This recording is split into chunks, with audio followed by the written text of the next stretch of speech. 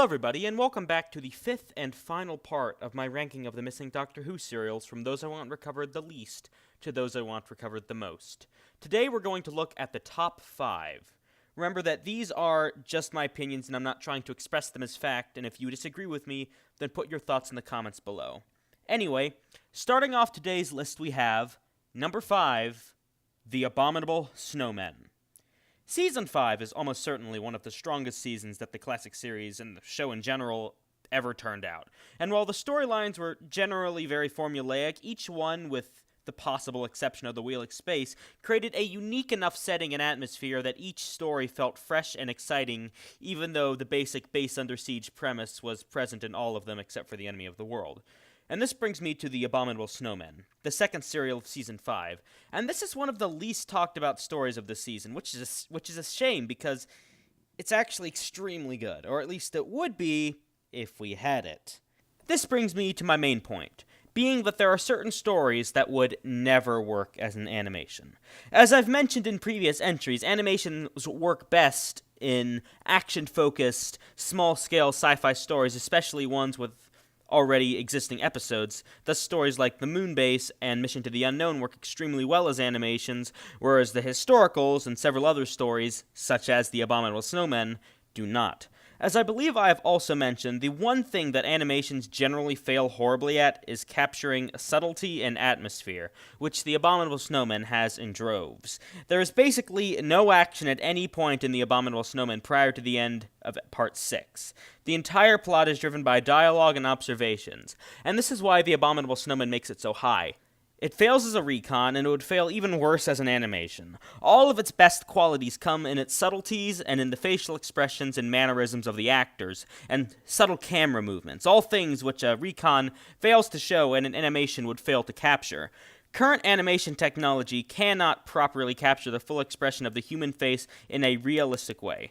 Similarly, animation cannot recreate the type of atmosphere that The Abominable Snowman utilizes. Look at what The Abominable Snowman uses to build its atmosphere. Lighting, sets, camera angles, but most importantly, as I said, the emotions on the actors' faces, and the way in which they interact with each other. Basically, the more subtle something is, the worse it translates to animation. And The Abominable Snowman would be 5 episodes of an animation failing to achieve the atmosphere the story depends on.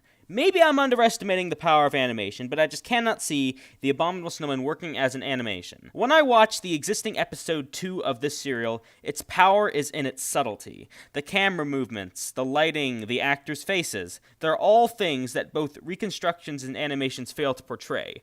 I watched the reconstructions of the serial knowing the whole time that this serial is a masterpiece. A masterpiece that can't even be close to fully enjoyed unless it is recovered. And that's why it's this high up on this list, because it truly suffers from being missing and can't ever be properly recreated. It's a bit like a reverse Enemy of the World. When Enemy was missing, it was underrated because it was far too active and fast-paced of a story to translate effectively to a reconstruction. With Snowman, it's far too subtle. Because of the subtlety, the only way that this story could ever even be close to properly enjoyed is by viewing the actual prints, and it is one of only a few stories for which that is the case. Most of the sci-fi stories could be experienced more or less to their full potential through animations, whereas most of the historical stories can be effectively enjoyed through reconstructions. Snowman can't be enjoyed through either. And this will be a recurring theme in the top 5, stories that do not work as either animations or reconstructions. Seriously, this top 5 is so close. It's a testament to the quality of the other 4 that this isn't number 1. Number 4, The Power of the Daleks. I know it's bordering on heresy not to put Power in at least the top 3, and it is, as I said, extremely close between these top 5 stories, especially between this story and the one in third place. They're almost interchangeable. The Power of the Daleks is generally considered to be one of the best Doctor Who stories of all time, and tops the lists of many people as not only the best Troughton story, but the best missing story, and the one they want recovered the most. I can't say that myself, but it is an insanely good story, and it is one of my favorites. There are so many reasons why this story needs to be recovered. First, as I said, it is an incredibly good story, which automatically sets it higher in the rankings. Second, this story has no surviving episodes. Power does have telesnaps and a lot of surviving footage, but it is still only a fraction of the story. Being such a solid serial, no minute is wasted, which means that basically Every scene in the story is extremely important to the progression of the story, and this means that it being entirely lost is a serious blow to the narrative flow and the possible enjoyment that can be gotten out of the serial. Third, and most importantly, this is an extremely important serial. Its historical significance is possibly unparalleled within missing episodes. It is Patrick Troughton's debut appearance and the first ever post-regeneration story. If it had failed, the series almost certainly would have been cancelled, but it succeeded beyond the BBC's wildest dreams. Troughton being my favorite Doctor, his first story being missing is tragic to me, and that first scene in the TARDIS is one which I wish desperately I could see just once in my life. Additionally, the Power of the Daleks features Ben and Polly as the companions who I have mentioned previously are missing more episodes than any other companion who is in more than 2 stories. Additionally, the Power of the Daleks is the only appearance of the 2 Polly-Ben TARDIS team, Jamie joining in the next story. The only reasons why the Power of the Daleks doesn't get first are that it has telesnaps, and I think it could work quite well as an animation if a good enough quality one were made. I know the BBC just released its official animation, but I honestly wasn't a huge fan of it. It wasn't terrible, but the time and budget constraints are painfully obvious, making it not as enjoyable or effective as it could have been.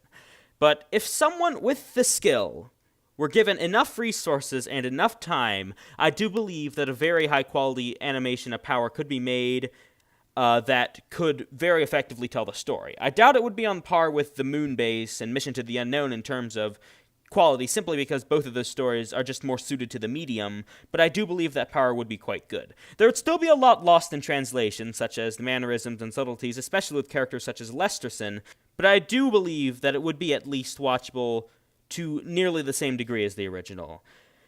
And that's all I really have to say on the Power of the Daleks, though, because basically I want it back because it's a great story that is completely missing and that has incredible historical significance, but it doesn't get first because I do believe it could work fairly well as an animation, and I prefer other stories. Number 3, The Mythmakers. Why can't this one exist? If I had to select one story as the single most hilarious in the show's history, The Mythmakers would be my choice. It is hysterical. The writing is clever and witty, the characters are funny and enjoyable, and it's just overall a great experience. I love The Mythmakers, and I always spend a large portion of it laughing out loud, which I can't really say for any other story. It's truly a dark comedy, being both hilarious and heartbreaking at the same time. Its humor isn't the only reason it gets 3rd place, though. Oh no. First, this serial has no surviving episodes, no telesnaps, and only a few seconds of surviving 8mm footage. It has a few more production photos than The Massacre, but it is undoubtedly one of the most missing serials, behind only Mission to the Unknown and The Massacre. In fact, one could argue that this story is even more lost than Mission to the Unknown, because it has a much broader scope and a lot more characters and set pieces than Mission does, because the surviving footage of The Mythmakers features nearly exclusively the TARDIS interior, the Doctor, Vicky, and Steven, making it more or less useless in recreating the look of the story. This lack of any surviving material whatsoever is the primary reason it makes it so high. The story would work as stills and audio, much like Marco Polo does. It wouldn't be perfect and it would still be lacking, but it would be at least passable, and the viewer would be able to get more or less what the story looked like.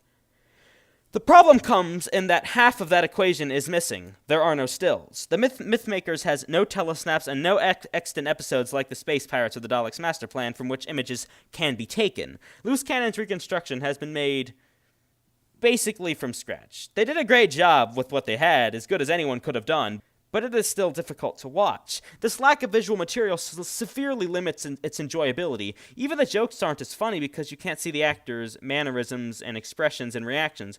Probably my favorite character in the story is Paris, and his dialogue is spectacular. But I can only imagine how he looked while delivering those lines, and how the other characters reacted to him saying those lines. And it doesn't help that the audio recording wasn't taken by Graham Strong, and so is of noticeably inferior quality. Otherwise, this story is historically significant for being Vicky's departure story. I believe that it would work very poorly as an animation, and the great number of sword fights in the serial make it work even worse as a recon. The only thing stopping the Mythmakers from taking the top spot is that the dialogue does work fairly well as audio, and that I just don't like it quite as much as the top 2. Number 2, The Evil of the Daleks.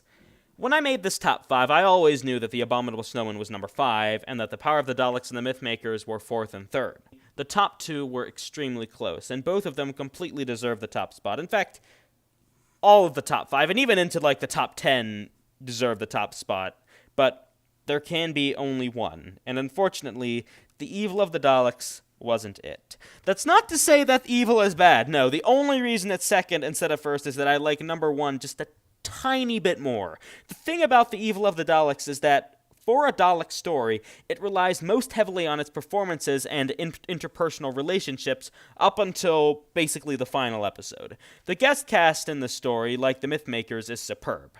Kemmel, Waterfield, and Maxtable, among others. If there's one missing performance I want to see, it is that of Theodore Maxtable. There are a few reasons for that, but highest is that Marius Goring's performance is just so subtle. When you watch the recons for episodes 3 to 7, Maxtable doesn't seem like that standout of a character, even, honestly, that great of a character.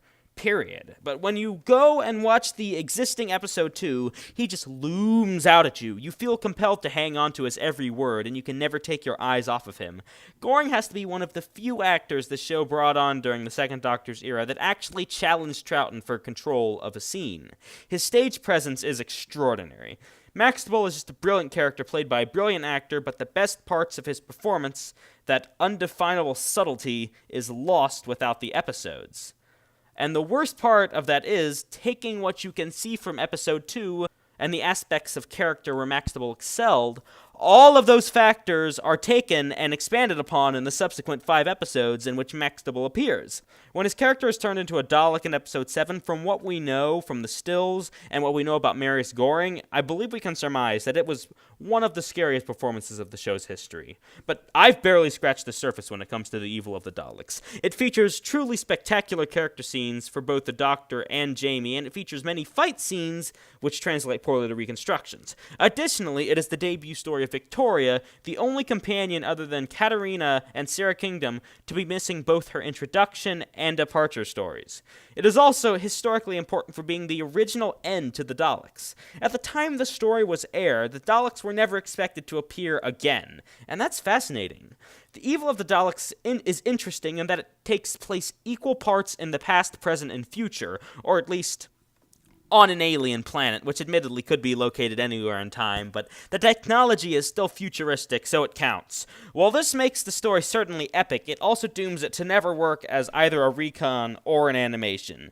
It would never have worked anyway, because of similar reasons to the Abominable Snowman being too subtle for a recon or an animation to pick up, but also because recons are the best way to watch the first 5 episodes, whereas animations take the forefront with episodes 6 and 7. Only the actual prince could effectively portray the story anywhere near its full potential. Even with episode 2 existing, it's all but impossible to visualize the missing episodes, and this story, as I said, just could never be properly enjoyed as a reconstruction or an animation. Like the Abominable Snowman, recovering the prince is the only way the story could get anywhere near its full potential. The regulars are on top form, the guest cast is superb, it's historically significant, it suffers greatly from being missing, and it's just a really, really good story. The only reason it isn't number 1 is because I think it would work marginally well as an animation, especially in the last episode. And just because I like number 1 a tiny bit more. And now it's time for the final entry. The number 1 serial I want returned. Fury from the Deep. Allow me to bring you back in time. It is the month of August, 2014. The place is my house. I have just learned that there are 97 Doctor Who episodes missing from the archives that could not be viewed anywhere by anyone. I'm on the Wikipedia page, reading through, for the first time, the list of incomplete serials. Some story titles, such as The Mythmakers, mildly intrigued me. Others, such as The Savages, did not interest me at all. But there was one name, one title that stuck out to me above all others. Of all the 26 missing serials, only one title roused in me a fascination I cannot describe. And that title was Fury from the Deep. A name that inspired both a lurking, Lovecraftian horror and a terrifying intensity. It captured my imagination and began a fascination with Fury from the Deep that continues to this day. Fury would not only become the first reconstruction I ever watched, but also the first, and so far only, missing story audiobook that I've listened to. It is heartbreaking that not only is this story missing, it's entirely missing, with the only surviving frames being telesnaps and almost certainly the best set of censor clips of any missing story. Its only possible competition comes from the Macra Terror and the Web of Fear before it was recovered. There's just something about Fury from the Deep that strikes a subtly terrifying chord within me that no other Doctor Who episode, classic or modern, has ever replicated. Yes, other stories have been creepy, other stories have been eerie, other stories have been scary, but none on the same, undefinable level as Fury from the Deep. Every time I think about it, or read about it, or hear the soundtrack, I am struck by this lingering feeling of dread and unease that no other Doctor Who story possesses. The only other one that comes even close for me is The Impossible Planet and the Satan Pit from Season 2 of the new series. Fury must be unrivaled in its use of atmosphere in Doctor Who. It somehow makes a bunch of people standing around talking about gas mining for 4 episodes the most chilling, suspenseful story imaginable. The relentless, ever-present heartbeat and the haunting, discordant music meld together to create a cabin fever nightmare of a story. It's strange because the story shouldn't work anywhere near as well as it does. As I said, the first 4 episodes are basically talking about a gas refinery for an hour and a half, with only a few brief moments of action. I can't explain why it works, only that it does. It works so well. Like the evil of the Daleks and the abominable snowman, I watch Fury from the Deep and know the story would be legendary if I could see it with the visuals, and that the serial suffers significantly through the lack of them.